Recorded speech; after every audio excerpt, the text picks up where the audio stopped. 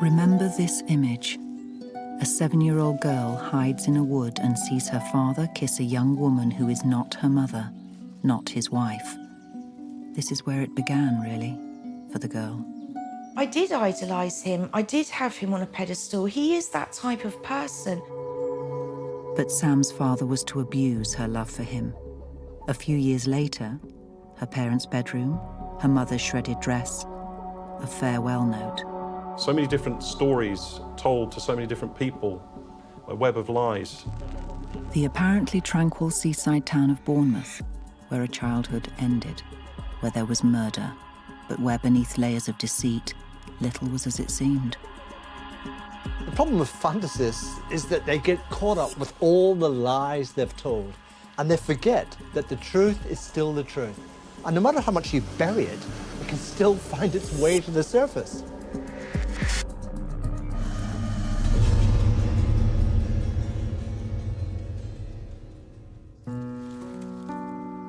The stolen kiss in the woods was in 1976.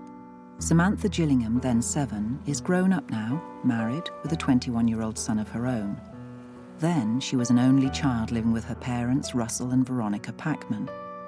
Hers was an unsettled childhood. The family dynamics held many clues to what was to come. Personality-wise, my father was very extrovert and cocky, but I thought that my father was just the bee's knees, really, as far as fathers were concerned. My mother was nothing like my father. My mother was stunning. I wouldn't say a trophy wife is the correct way to actually put it, but certainly somebody that was attractive, had a nice figure, and maybe somebody who was submissive. I was never close to my mother, though. There wasn't ever a mother-daughter bond. Russell's own upbringing was disturbed. Nicknamed Flash Harry because of his liking for Rolex watches, an admirer of the glamour surrounding the Cray brother gangsters, he had convictions for robbery in GBH and spent time in Borstal. But he later embarked on a successful career as a draftsman in the aviation industry. My father had absolutely no qualifications in this line of work. He'd quite literally blanked his way into this business, becoming very good at it. He obviously was very good at it because it financed a very nice life. But on top of that, he then took my mother into the industry as well and taught my mother. In those days, Russell and his wife were a tight team. Looking after Sam was fitted around their careers. When she was 7, they went to Germany for work. My parents literally just found a school and they just left me there. And I can remember I was very, very distraught. I was completely abandoned, foreign country, foreign language. In 1977, when she was 9, they relocated again, this time to Canada. Sam had little contact with anyone save her parents. My father put a huge amount of energy and effort into me. You know, my father and I dancing, you know, playing for hours upon hours. I constantly had this urge to please him, to become his, I did idolise him. I did have him on a pedestal. He is that type of person where you want his approval. Being idolised was important to Russell. In many ways, his household was his fiefdom. If you did something wrong in the house, you used to have to do bow downs. It was literally down on your hands and knees. You'd literally have to do this bow down movement. Bow downs is definitely a controlling thing. Last chance. If I didn't eat my food, the plate was just put on top of my head. I can remember my mother having to take me upstairs to the bathroom to rinse food out of my hair. There are aspects of this which are really disturbing. Here's a young girl with no friends who's desperate for her father's love, but he's indifferent to her most of the time and throws her a few kind of crumbs now and again, which she desperately clings on to. The mother and the daughter are both kind of bit part players in his fantasy. He's someone who's prepared to use other human beings for his own psychological gratification. He forced his wife to cut off all communication with her family, and he didn't like her name, Veronica.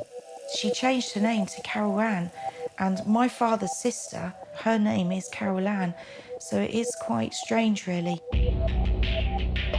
Russell, with his record of violence, knew how to deal with those who crossed him. We had a German Shepherd, and the dog became ill, was messing hugely in the house. I woke up to the most horrendous of fracas going on, and I can remember coming out from my bedroom door to find just this mess. And the next day, I can remember my father saying to me that unfortunately, you know, that Panda had been very ill, and yes, well, I'm sorry to say, but Panda's now, he's gone to heaven. Well, actually, what actually transpires is that my father had quite literally kicked that dog to death.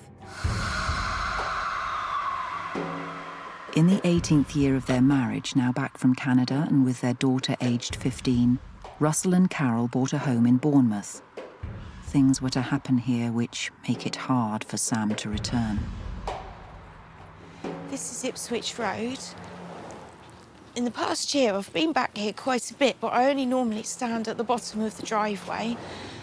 And this is the last place where I lived as a family, together with my parents.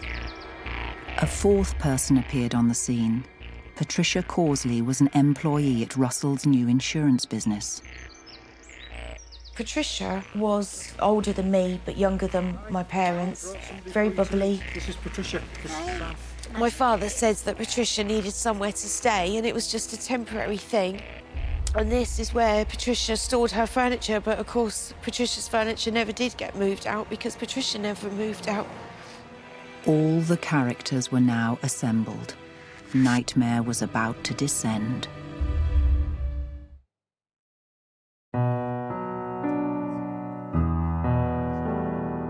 Russell Packman had brought Patricia Causley into his family's Bournemouth home and soon was training her in aviation draftsmanship, as he'd done with his wife. It became clear they were having an affair, but for his daughter Sam, Patricia, who was only 12 years her senior, felt like an older sister. Was somebody who was more in tune with fashion, as it were, and accessories, and my mother wasn't like that. My mother wasn't that sort of person. And so Patricia kind of became my pal as well. So now I had my father as a pal, and I had Patricia as well. Patricia moved into my room, and my father moved out of the matrimonial bed, and he moved then into the spare room. And because my parents were now sleeping separately, I didn't really think there was anything really weird. Patricia sneaking out of my room and sneaking into my father's room. Unfortunately, I was kind of used as like a pawn, really, in my father's relationship with Patricia. My mother was desperately continuing as life was, despite the fact that this other woman was living in her home. Sam's complicity went further. She actively protected Russell and Patricia as they had sex. My father and Patricia were in bed together while I was stood at the window looking out to protect them, to make sure that my mother, when she was coming back, that they wouldn't get found in bed together. It just sounds so flipping perverted now. You don't realise what you're doing when you're that age. You don't realise. I do understand, though, that I was exploited in some ways for my naivety, though, my loyalty to my father. No loyalty to my mother. There were other disturbing hints of perverse sexuality in topless photos Russell took of Sam as a child, echoing a photo of his wife. It's the way that he's got me to actually hold my hair up. So it's not just a case of just a photograph of, oh, well, this is what you looked like when you were 13, how you were developing. There was definitely an element of the sexual. Patricia's arrival coincided with a change in Russell's sexual habits. He started to shave underneath his arms and his legs. For a time, it seems Carol may have tried to meet his needs. My father started to wear French knickers, silk French knickers, which my mother used to buy. With regards to Patricia, the driving force was definitely sexually motivated. Patricia was obviously giving my father something that my mother obviously wasn't giving him after a marriage of 20 years. I think in Patricia, Russell found somebody he really needed. He needs someone to fuel his narcissistic fantasies of who he is, and he needs someone to fulfill his sexual fantasies as well. There's a photo that I saw of my father, and you just think to yourself, he's in this picture that I've seen, he's in a cot, and it's, you know, full-grown man in a normal cot, wearing a nappy with a dummy in his mouth. The roots of Russell's strange sexual behaviour may lie decades earlier. One incident in particular may have affected him. We don't know if this is true or not, but he says that he was actually raped by a friend of his father. I don't know. I think that he felt that with his father, that his father hadn't supported, hadn't believed him.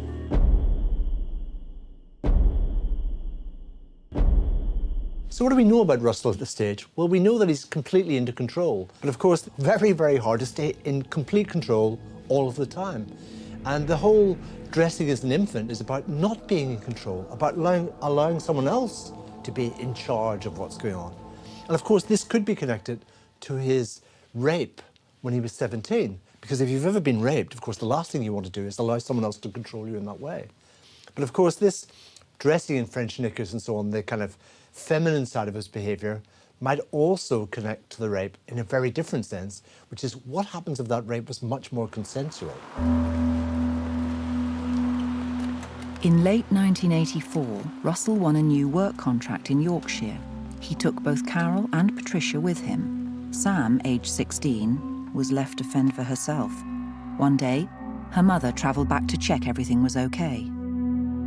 She started to actually confide in me with regards to the situation that she was in Yorkshire, with Patricia being there. And it was the first time, really, that my mother and I had actually spoken. May as well not exist. Since she was 7, Sam had kept a secret from her mother. She, Russell, and a teenage girl, Sonia, had been walking in woods, playing hide-and-seek. I stepped out from the bushes and I looked back and I saw my father kissing Sonia. Now, finally, she told her mother Russell's infidelity with Patricia was not his first.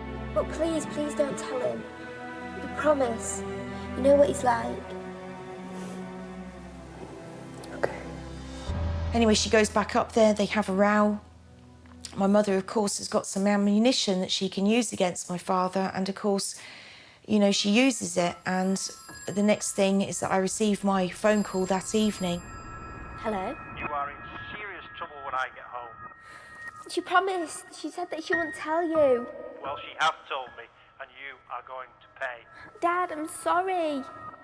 I had no further nightly phone calls. I was literally just left in complete silence and fear. My father just came straight up the stairs to my bedroom, just opened up the door. He came in and he had like a hard-soled leather slipper, and he hit me and he hit me. Stop it! And he said, right, we'll start again. He started hitting me again. And when he finished, he just threw me across the room. And my father said to me to go down the stairs and go and show Patricia. Patricia? Why the fuck? Sorry, but why Patricia? Next morning, Sam was sent to fetch the papers. So I walked to Westbourne. I was in absolute agony. I just had horseshoe ring marks all on my buttocks, down the backs of my legs.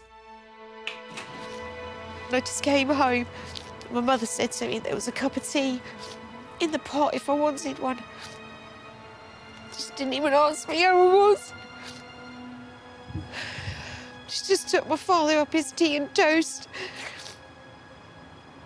I just ran away the next day.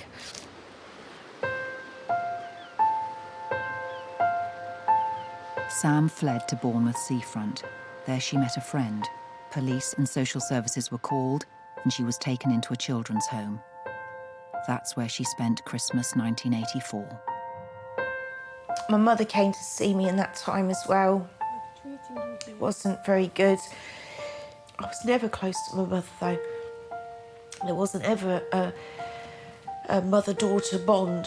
I don't think I love you anymore. Though Russell was charged with actual bodily harm, he persuaded Sam to say both parents had attacked her, making it harder to pin specific blame. The charge was dropped and she was sent home. I loved him dearly. Despite what he'd done to me, I wanted to go back home again. But I should have maybe gone down a different road. And then maybe then what happened then wouldn't have happened.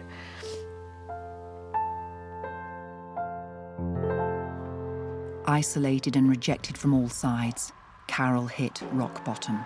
I can remember one particular incident where my mother, she was on the kitchen floor and she was literally just wailing, I wouldn't say crying, I would just say just wailing like an animal. And my father got a bucket of water and he took the bucket of water and he poured it onto my mother. And I was trying to get my mother to get her up the stairs so that she could be put to bed. Because she was that's where she needed to go. It's just terrible that somebody could be in such a, mentally just to be so desperate and for nobody to help her. I know I helped her to try and get up the stairs, but the whole situation, though, she needed bigger help than that. The mother is systematically being destroyed here. She desperately needs help. She needs love and support, but nobody's going to her aid. Now, can we understand this from a psychology point of view? Well, we know that Sam has, in some sense, thrown her lot in with her father. She's identified with him. She knows how powerful he is, and we know that powerful figures draw in support in this way. She doesn't want to cross him because, in every sense, she knows what he's capable of. He's capable of emotional, mental, and physical abuse, and she doesn't want to be on the wrong side of him. Carol stuck it out for a few more months. But on June the 14th, 1985, she told her doctor she was separating from her husband and visited her solicitor to discuss divorce and her financial position. She told a friend she'd sooner burn the £40,000 house than let Patricia have her 50% share in its value. The next day, Russell's solicitor, Anthony Hackett-Jones, received a letter from him saying Russell intended to divorce Carol, but she was being difficult. So at this point, Carol has picked herself literally up from the floor. She's going to do something about it. She's taking charge of her life again. But the problem is that in this household, when you go against Russell's will, that can be a very dangerous thing to do. The exact date of what happened next is not clear. My father and I were going to London to do some sightseeing. I don't remember leaving the house, the journey to London. I do remember being in London, and I remember seeing Patricia at the window of the car, but I don't remember the actual journey back. Memories of what she found on return are crystal clear. I remember exactly going into the house, went into the kitchen, and there on the work surface was my mother's wedding ring and a note. I've had enough. I can't take it anymore. Take care of yourself. Mum. I ran straight up the stairs to my parents' bedroom because I obviously wanted to see how gone was gone. The wardrobe doors were all open. There was a cocktail dress of my mother's in red, and the dress had been shredded. No clothes or belongings were missing. But she hasn't even taken anything. I think initially I felt indifferent, which I know sounds terrible, but there was it was almost as if that we had been living in a pressure cooker and that the pressure had been released from the house.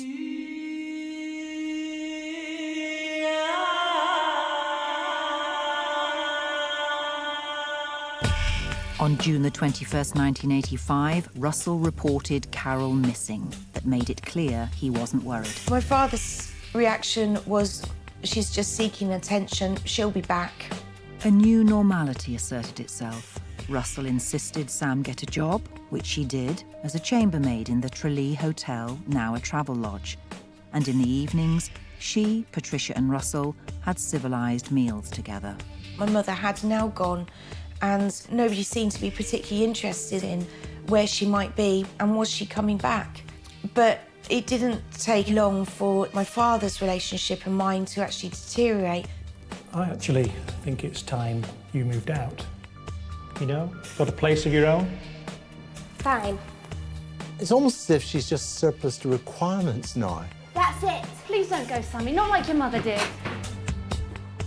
She was useful to the father earlier on in the war of attrition against the mother, as a useful ally, as a lookout, as someone who worshipped him, and he needed that affirmation from her constantly. But now she just reminds of him of an earlier life. He's got a new life now with Patricia, and she's no longer necessary. The next day, Sam returned for her belongings. My father was stood at the top of the steps. I said to him, your wife's left you, your daughter's now left you, and hopefully she'll see sense and leave you as well. You end up a sad, lonely old man. All I actually wanted was for everybody just to come home and just for it all to be okay. It wasn't okay. Sam had nowhere to go. She was on her own. For Russell and Patricia, life would soon take an unexpected and dramatic twist.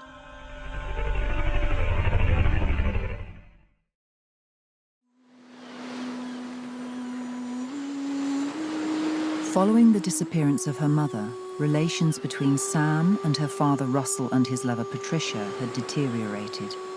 She walked out. This is Bournemouth Pier. The day that I left home, this is where I came to. This is actually underneath the pier, and this was somewhere else where you could actually come, where you would be safe, you'd be dry and warm. And, you know, yes, there were other people that were underneath here, but they never caused me any harm at all.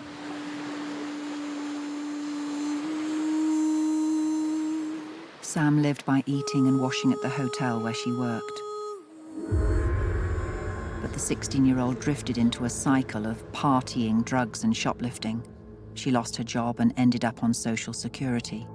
She met her future husband, who was then a heroin addict, and they stole Russell's checkbook to buy cars and bikes. By September 1986, both were in prison.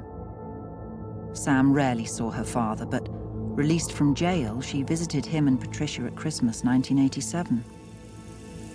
I said, have you heard anything about my mother at all? And there was just this momentary silence. It's just a fractional second where things just stop. Well, yes, she just walked into a police station, said that she was fine and didn't want any more to do with us. It was just question, answer, okay, fine, I just accepted it. Later, Sam told Russell she'd try to find her mother. My father said to me, if you continue to try and find your mother, I will never speak to you again. I'd like some information, please. Certainly, madam. What's the name, please? Caroline Packman. By 1989, now married, Sam had lost touch with her dad, but she was pregnant and wanted to let both parents know. She did try to trace her mother through the police without success. Russell had adopted Patricia's surname Causley so as to appear married to her and changed his number. Police managed to trace him nevertheless and asked him to call Sam. Dad? What do you want? I thought you might like to know you're going to become a grandfather. Dad? I can't talk to you right now, Sam. I don't want to know anything about it. It? The it is now 21, named Neil after his father.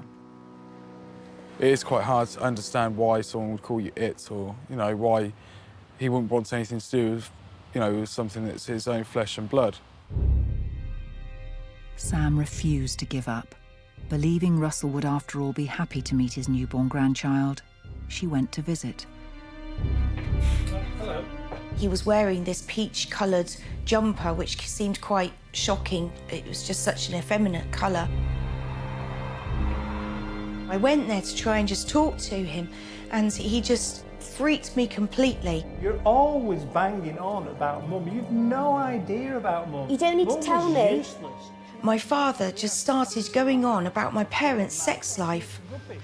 In bed, she was frigid You and don't need to rigid tell me between the this. sheets. I thought it was the most weirdest thing, and then he slammed his hands down on the table and he said, you know, well, fuck you. And I slammed my hand down on the table back. I said, no, fuck you. Got up and I just out.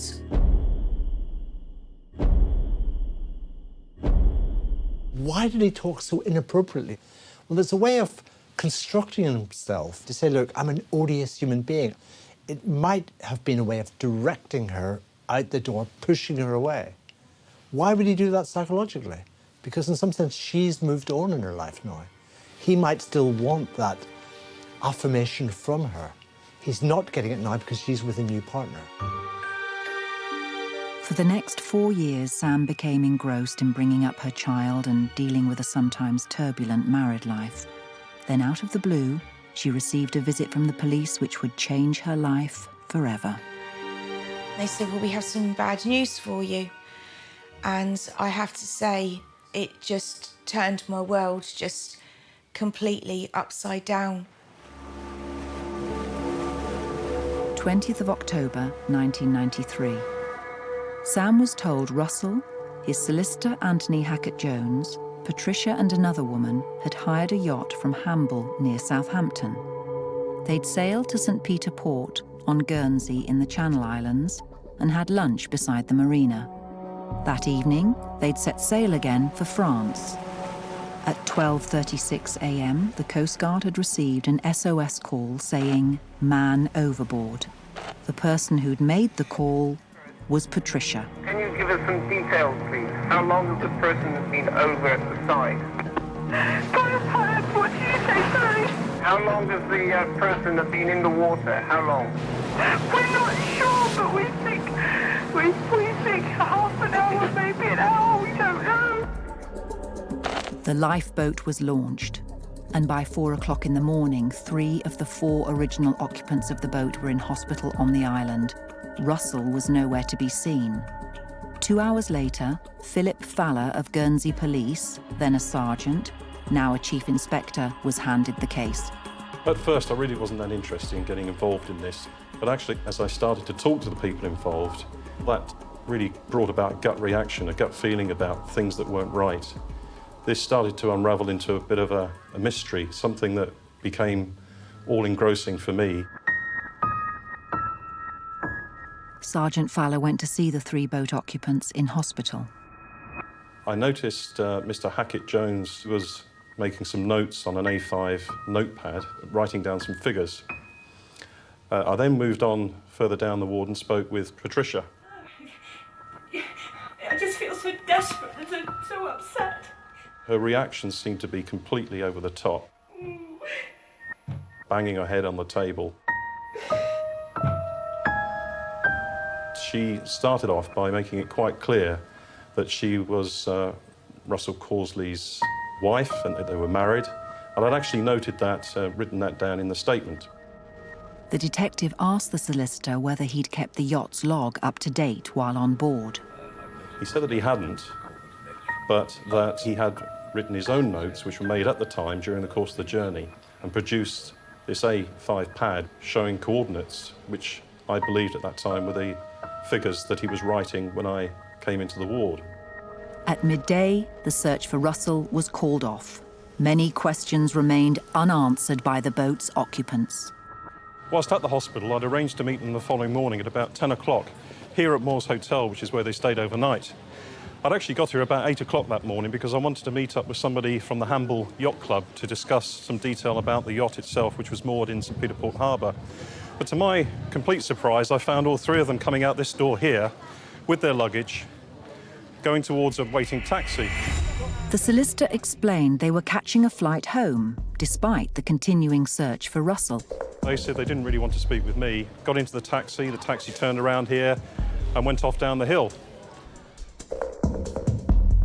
Highly suspicious, he asked his boss if he could arrest the three before they boarded their flight home, but was told any offence would have occurred outside Guernsey jurisdiction.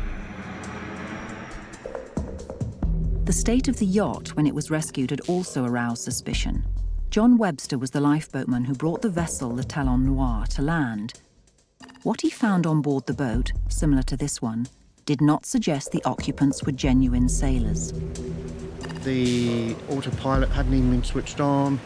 The VHF radio was on an obscure channel, and they seemed to be having difficulty in using it. The Talon Noir's ropes were just thrown over the rails, and they were still hanging there, as with the fenders over the side of the boat. An admiral once said, a boat at sea with a fender out is like a lady going to a ball with her curlers in. Sam might never have had the visit by police a week after the incident without a chance event in the life of her Auntie Carol, Russell's sister. This is what I wanted to show you. A friend showed the aunt a news article about a Mr. and Mrs. Causley and a drowning accident. The aunt thought Guernsey police should know Patricia was not Russell's real wife and that there was a daughter, Sam. I'd like to speak to Inspector Fowler, please. Sam's Auntie Carol phoned me and said that, in actual fact, Carol was Russell's wife, and this was totally contrary to what Patricia had told me in her statement at the hospital. And they said, well, your father is missing, presumed dead at sea. I was just absolutely devastated. I obviously desperately needed to speak to Patricia because she was there and I just wanted information as to what had happened. And I started to find out stuff about that there's sea plates and that bodies could go underneath sea plates and they wouldn't be able to get out. And it's just absolutely horrific, the things that go through your mind, that somebody has drowned. But when Sam finally got hold of Patricia, days later, she learned little. Well, it's my dad. I've lost my dad. It's my husband. My husband. I've lost my husband. He's not your husband. He's still married to my mum. Oh, look, Sam, I've got my own grief to deal with. Deeply suspicious, Sergeant Fowler had already placed insurance companies on alert for claims relating to the yachting incident.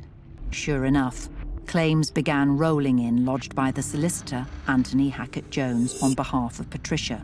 Some were passed to John Saunders, fraud investigator. The claims totalled around £850,000. Russell Causley was allegedly buying a very expensive property near Harrods. He'd applied for a large mortgage, and the insurance policy he'd applied for was to cover the mortgage. And I thought perhaps it was a ruse to obtain a large life insurance policy without maybe too many questions being asked. Literally hours before he went sailing, Hackett-Jones asked for the life insurance policy to take immediate effect. That's unusual because normally in such circumstances, the policy would not take effect until the mortgage was finalised and the purchase finalised. Convinced the death had been faked, the insurance fraud investigator and the detective went to see Sam. She refused to believe Russell would put his family through such pain. I have to say, at that point, I was quite offended by as to what he said, but because I just couldn't believe that my father was actually capable of committing a fraud to fake his own death for life insurance payouts. But John Saunders found most people thought the opposite. No one seemed to really believe that he had died. People seemed to think it was one of his little tricks, one of his little scams. He appeared to have a reputation. What was interesting, I spoke to a jeweller in Bournemouth who said that now that if Russell Causey was dead, then he'd lost a valuable customer. Because it transpires that most years when Russell went on holiday, he appeared to lose a gold Rolex, and the insurance company replaced it via the jeweller, which was ironical in that Patricia Causley also submitted a claim for the jewellery, and I think it was also a gold Rolex, that he was wearing when he allegedly fell overboard from the yacht. John Saunders and Sergeant Fowler questioned Patricia. Once again, she displayed extreme emotion. She wept throughout the interview, and I didn't believe a word she said. In fact, the following day, I received a phone call, I think it was from her doctor, saying that she was very suicidal. If she should kill herself, then I would be held responsible. Well, that was ridiculous. The fraud squad in London took over the inquiry, but Sergeant Fowler continued working on the case in Guernsey.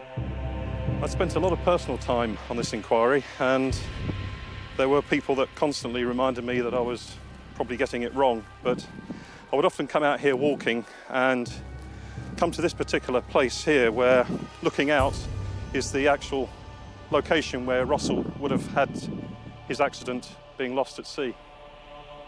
You start to realise the man that you've idolised for such a long period of time isn't the man that you thought that he was.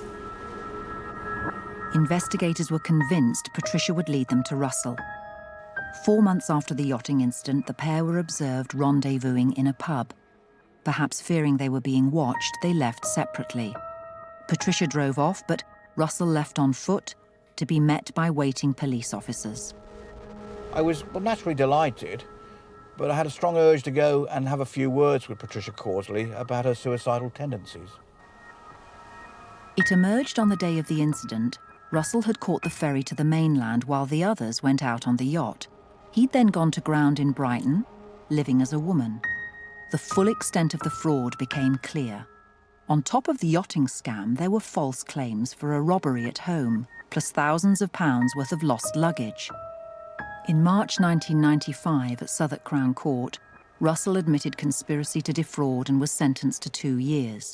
Patricia was given a 1-year suspended sentence. Russell's solicitor, Anthony Hackett-Jones, against whom the Causleys testified, was given 3 years. The weight of the law coming down harder on someone paid to uphold it. And I honestly think that he thinks to himself, well, I wasn't dead, was I?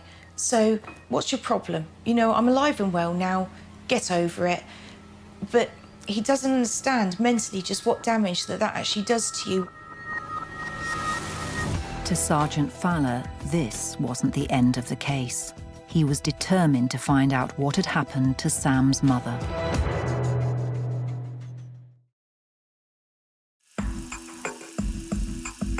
Russell Causley was in prison, but the investigators hadn't finished. Sergeant Phil Fowler of Guernsey Police was increasingly suspicious about the disappearance of Russell's wife, Carol. The more I looked into where she might be, the more it seemed that she no longer existed. The last confirmed sighting was the visit a decade earlier to her solicitor, inquiring about a divorce. I made inquiries with Passport Office, Register for Births and Deaths, her own medical records, lots of inquiries with Canada, Italy, Germany, through her old work colleagues. Sam helped police with their search. If you leave a footprint, no matter what it is that you're doing, and one by one, we couldn't find any record of my mother. Phil went to interview Patricia. Patricia had mentioned that some 3 years previously she'd spoken with Carol, but I more specifically asked where I could perhaps find Carol at that moment in time, at which point Patricia turned to me and looked me directly in the eye and said, "To be honest with you, Sergeant Fowler, I don't think you will ever find Carol." And for a moment, that's stunned me because that was quite a chilling statement to make. Dorset police took up the case, working with Sergeant Phil Fowler. It emerged a mother and daughter claiming to be Carol and Sam had gone to a police station to say that Carol didn't want to be found. Of course, I was daughter, and I, for a fact, had not been into the police station with my mother. It was never proven who that woman was. However, Patricia had previously pretended to be Carol to get a permit to work with Russell in the aviation industry in Canada after the disappearance. Colleagues who'd known the real Carol rumbled the deception, informed the mounted police, and the couple fled back to Bournemouth. Patricia also disguised herself as Carol at a firm of solicitors in order to change the name on the deeds to the house over to Patricia from Carol. And this then meant that Patricia had every right to the house jointly with Russell. Whoever investigators spoke to among Russell's acquaintances, a different account had been given to explain Carol's disappearance. To some, it would be that she's now in Germany. To others, that she was now working in Canada, Italy. With some, it would be that she's gone off with another man. It seemed to me that he lived a life of deceit and fakery, really. So many different stories told to so many different people, a web of lies. Investigators were convinced that the secret Russell was hiding was that he had killed Carol. We could prove that Carol no longer existed, and there was mounting suspicion and increasing evidence that she'd been murdered. But at that stage, we had insufficient to charge anybody with her murder. It was Russell himself, perhaps through his inability to resist concocting fanciful stories, who sealed his own fate. It emerged that whilst in jail, he'd boasted to 3 fellow inmates about murdering his wife. The first conversation at Brixton Prison was with Michael Lamond. Russell was asked why he was on remand, to which he told him that it was for fraud. But then he went on to say that, thank God it was for fraud and nothing else. And when pressed on the point, Russell then went on to explain that he'd killed his wife and that arranged for her body to be buried in a cemetery, in a freshly dug grave. Scientists from Bournemouth University probed graves in local cemeteries but found no evidence to back the claim. The second conversation was at Ford Open Prison near Arundel in West Sussex, where Russell approached an inmate called Murphy. Knowing that he had some knowledge of the effects of acid, he'd asked him whether or not acid would burn away bones. Murphy felt that acid wouldn't affect human bones, to which Russell responded that the acid that he'd used would have been strong enough to completely dissolve any trace of any human body. He said that it was painless for her because he gave her a shot of gas, put a plastic bag over her head, and then dissolved the body completely, right down even to any traces of hair. The final conversation was at Exeter Prison.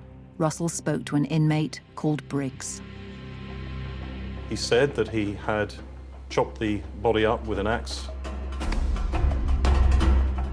and then put the body parts into plastic bags and then disposed of them down a mine shaft in the New Forest. There was now finally unignorable evidence to charge Russell with the murder of his wife. And on the day of his release from prison, after serving his sentence for the fraud, the police were waiting, took him in, and later charged him with the offence. 11.5 years after Carol's disappearance, Russell Causley stood trial at Winchester Crown Court. He denied murder. I was petrified. I had to give evidence against this man. It's very difficult to have to do that when your father is sat there in the dock, smirking at you whilst you're actually doing this. And believe me, when I gave evidence against my father, I was absolutely trembling. In December 1996, without ever revealing how he killed Carol and what he really did with the body, Russell was convicted and sentenced to life imprisonment. In 2003, on the basis that the inmate's evidence was unsound, he won a retrial. But the following year at Exeter Crown Court, with the inmate's evidence excluded, he was again convicted of murdering Carol by a unanimous verdict on circumstantial evidence alone. But many questions are left for those this inquiry touched. I'd want to have a man-to-man conversation with him, nothing to do with policing. I'd want to talk to him as a father to father and try and understand why it is to this day he can't speak with his own daughter, why he can't tell her what really happened. I mean, after all, he's served or serving his sentence. But why can't he, as a human being, as a father, bring himself to speak with Samantha and tell her exactly what happened? As he said, and I quote from my grandfather's lips, if he knew how much of a pain and how much of a bitch my mother would have been, he would have got rid of her as well at the same time. He was just a selfish, greedy man that only wanted what he could get. He didn't care who he hurt in the process or what he'd done to get it. And, you know, that was achieved by killing my grandmother. He had a beautiful wife, he had a daughter, a nice house, you know, he had everything, and he threw it away. The council have planted a tree in memory of Carol within sight of the house she shared with Sam, Patricia and Russell.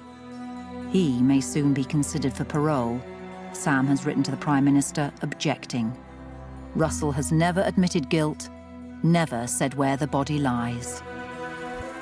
You tell me where my mother is, you allow me to bury my mother and to be able to put her somewhere where I know where she is, instead of a tree.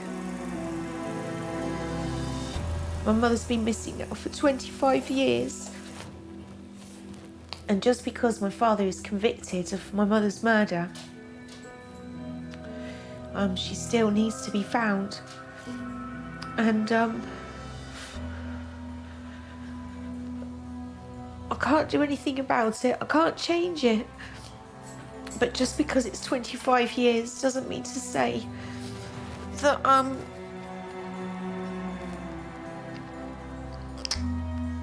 that it means any less.